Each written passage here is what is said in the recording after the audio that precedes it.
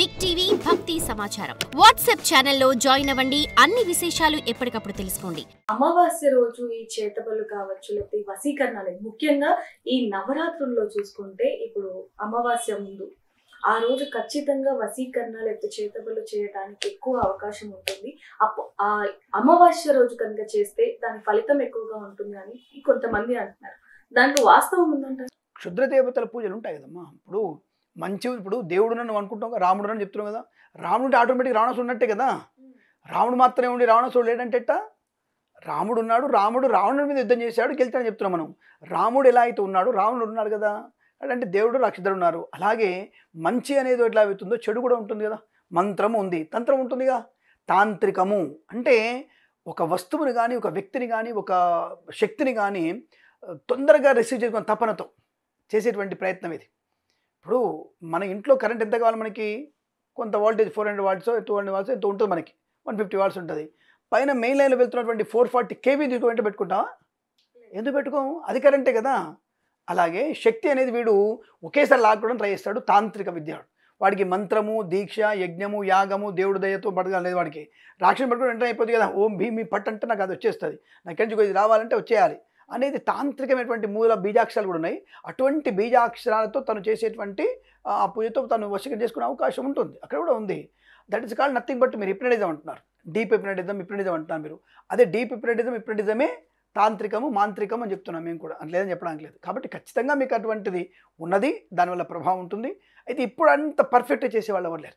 ఇప్పుడు ఒకప్పుడు చేసేటువంటి ఒక విద్య, అప్పట్లో ఈ తాంత్రికం ఎందుకుంది స్వామి, అసలు ఎందుకు అప్ చేశారంటే చెడ్డవాళ్ళ నాశనం చేయడానికి. ఇప్పుడు చెడ్డవాళ్ళు చాలామంది ఉంటారు, వాడిని అత్యశం కొట్టడానికి అవకాశం లేకపోతే చెడు వ్యక్తులు, ఇప్పుడు సపోజ్ రజాకారు ఉన్నారు, రజాకారుని చంపాలంటే వాడిని నేరుగా పోయి చంపలేక ఇటువంటి తాంత్రిక విద్యను చంపేద్దాం అనేటువంటి భావంతో ఉన్న వాళ్ళు ఉన్నారు. ఇప్పుడు ఈ 100 ఏళ్లలో నేర్చుకున్న వాళ్ళు ఎవరు లేరు. అంతకుముందు అంత గరిష్టంగా ఉండేది.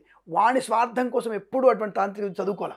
కానీ ఈ రోజుల్లో ఇప్పుడు వాడు చదువుకుంటారు కాబట్టి ఆ సబ్జెక్ట్ అనేది ఇంకా పూర్తిగా రాలా ఎవరికి. సరే సగం చేయబట్టి ఆ సగమే ఇటువంటి తలకాయ నొప్పులు, వాడు సూసైడ్ చేసుకోవడం, వాడి పళ్ళు కట్టుకోవడం, కొట్టేసుకోవడం, ఇట్లాంటివన్నీ జరుగుతున్నాయి. కాబట్టి పూర్తిగా చేసేవాళ్ళు లేరు. బట్ మీకు ఇంకొకటి సాక్ష్యాధారాలు కావాలంటే మన ఫేమస్ నవల రచయిత ఎండమూరి వీరేంద్రనాథ్ గారు, మీకు చెప్పే ఉంటుంది నేను, ఆయన రాసినటువంటి తులసిదళ నవల ఒకటి ఉంది. తులసిదళం మీకు ధైర్యం ఉంటే ఎప్పుడైనా రాత్రిపూట, రేపు వచ్చి అమావాస్య రోజు రాత్రిపూట చదవండి. మీరు నైట్ లైట్ ఆఫ్ చేసుకొని చదవండి, లైట్లు పెట్టుకొని, మళ్ళీ పుస్తకం లైట్ పెట్టుకొని. మీరు కనుక ధైర్యంగా ఉన్నాను గురుగారు అంటే నేను అప్పుడు మాట్లాడతాను మీతో నేను. సో తులసిదళం పేజ్ నాకు తెలిసి 178 పేజ్ 158 పేజీలో ఉంది. ఆయన ఒరిస్సాకి వెళ్ళి అక్కడ తాంత్రిక జరుగుతున్నా చూశాడు ఆయన. ఎండమూరి వీరేంద్ర పేరు చెప్తాను, అందుకే నేను ఏదో అనామకుల పేరు చెప్పట్లా. సుప్రసిద్ధమైనటువంటి నవల రచయిత వీరేంద్ర గారు ఆయన పుస్తకంలో తులసిదళ నవలలో రాశాడు. నేను ప్రత్యక్షంగా అక్కడికి వెళ్ళాను, బీహార్ ఒరిస్సా సంథింగ్ వెళ్తే అక్కడ శివాల మీద పూజలు చేయడం అనేది చూశాడు ఆయన. గగ్గురు పడుతున్నాడు, ఒళ్ళు గగ్గురు పడుతున్నాడు ఆయనకి. సో అటువంటివి ఉన్నాయి, లేమని కాదు. బట్ ఇప్పటి కాలంలో అవి లేవు. కాబట్టి అమావాస్య రోజున అటువంటివి చేస్తే ఫలిస్తాయి అనే విషయం వాస్తవం. దానివల్ల ప్రయోజనం కూడా ఉంటుంది. కానీ వ్యక్తిగత ప్రయోజనం కన్నా లోక కళ్యాణ ప్రయోజనానికి ఉపయోగిస్తే మంచిది. ఉపయోగించే వాళ్ళు లేరు కాబట్టి అది ఆ చదువు మధ్యలో నాశనం అయిపోతూ ఉంది అంతవరకు. అయితే గురుగారు చాలా మటుకు చూసుకుంటే అమావాస్య రోజు చనిపోయిన వాళ్ళు కానీ లేకపోతే పుట్టిన వాళ్ళకి నెగిటివ్ ఎనర్జీ ఎక్కువగా ఉంటుంది, దెయ్యాలు కనిపిస్తూ ఉంటాయి, ఇలాంటివి చెప్తూ ఉన్నారు. మరి దీంట్లో వాస్తవం ఉంది అంటారు? ఒకటి, అమావాస్య రోజు చనిపోవడం అనేది నక్షత్రానికి సంబంధం ఉంటుంది. నక్షత్రము, తిథి, వారానికి 3 కనుక కలిస్తే మాత్రం వాళ్ళ యొక్క ప్రేతాత్మ సంతృప్తి పడదన్నటువంటి భావన ఖచ్చితంగా ఉంటుంది. తిథి, వార, నక్షత్రం ధర్మయాత్రలో చెప్పబడింది. అలాంటి టైంలో చనిపోతే ఇల్లు కూడా వదిలిపెట్టమని చెప్పారు. ఇంటికి పట్టుకొని ఉంటుంది ప్రేతాత్మ అనేది.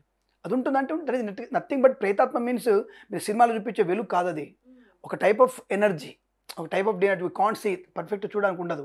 ఆ ఎనర్జీ ఇంటికి పట్టుకొని ఉంటుంది. ఇంట్లో మనకు ఉండగానే అరగదు, నిద్ర రాదు, తలనొప్పి, హెడేకులు, ఉద్యోగంలో టెన్షను, ఇదంతా కలిగిస్తూ ఉంటుంది. ఎందుకు కలిగిస్తుంది? ఆ ప్రేతకి తన వాళ్ళ మీద ఉండేటువంటి ప్రేమ వల్ల వాళ్ళని ఆవరించుకుంటూ ఉంటుంది ఒక ఆరాగా.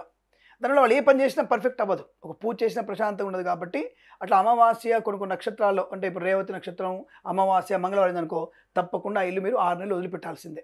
ఇంకా ఆ ప్రేత మందులో ఉంటుంది, ఎంత శాంతి చేసినా అట్లాగే ఉంటుంది. అది తృప్తి ఇవ్వడం వరకు మనం ఇల్లు వదిలిపెట్టిపోవాలి. దానికోసం అంతే చెప్పారు. కాబట్టి చనిపోవడం విషయంలో మీరు అన్నది కరెక్ట్. కానీ పుట్టిన విషయంలో చాలామంది అమావాస్య రోజు పుడతారు. మరి ఇదే అన్నట్టు అనుకుంటున్న వ్యక్తులు, అమావాస్య పుట్టిన వాళ్ళకి నెగిటివ్ అనేటువంటి అన్న వాళ్ళకి మరి దీపావళి రోజున అమ్మవారు ఎలా పుట్టింది? అమావాస్య పుట్టగానే ఆడపిల్ల పుట్టింది, అమావాస్య లక్ష్మీదేవి పుట్టింది ఎలా అన్నారు మీరు? సో అంటే ఆడపిల్ల అమావాస్య పుడితే లక్ష్మీదేవి అన్నారు కదా ఆటోమేటిక్గా. అంటే ఇక్కడ మీకు నెగిటివ్ లేనట్టే కదా. కాబట్టి పుట్టిన వాళ్ళకి ఎటువంటి దోషాలు ఉండవండి. ఆ నక్షత్రానికి దోషం నక్షత్ర ప్రధానంగా ఉంటుంది. చనిపోయేటప్పుడు మాత్రం తిథివార నక్షత్రాన్ని పట్టుకొని నెగిటివ్ అని చూసుకోవాలి. పుట్టినప్పుడు అమావాస్య పుట్టిన అటువంటి దోషాలు ఏమి ఉండవు. దాని గురించి మీరు కంగారు పడక్కర్లేదు. For more videos like this, subscribe Big TV channel.